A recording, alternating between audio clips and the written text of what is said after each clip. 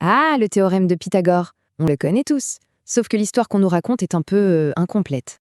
Bien avant le fameux mathématicien grec, d'autres civilisations connaissaient et utilisaient déjà sa grande découverte. Prenez cet artefact, sûrement un outil d'enseignement.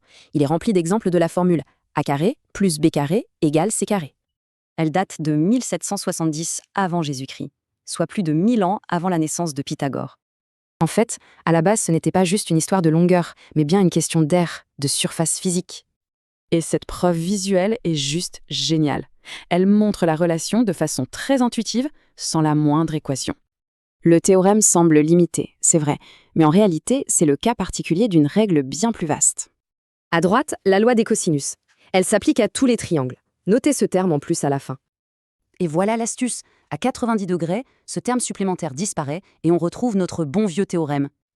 Parlons maintenant des motifs cachés du théorème, les solutions en nombre entier, comme le fameux triplet 3, 4, 5. Et ces triplets ne sont pas le fruit du hasard. Il existe une formule super élégante pour tous les trouver. On voit bien comment des chiffres simples créent ces solutions parfaites. C'est un peu le code secret du théorème. Certains triplets ont une propriété marrante. On les appelle cousins, car deux de leurs nombres se suivent. Le plus connu, c'est le 3, 4, 5. Lui, c'est même un super cousin, car les 3 chiffres se suivent. Mais ce n'est pas tout. Chaque triplet correspond en fait à un point bien précis sur un cercle. Et comme il y a une infinité de triplets, il y a une infinité de points sur ce cercle. C'est vertigineux. Au final, une simple formule vue au collège relie histoire, géométrie et infini. Quelles autres merveilles se cachent comme ça, juste sous nos yeux?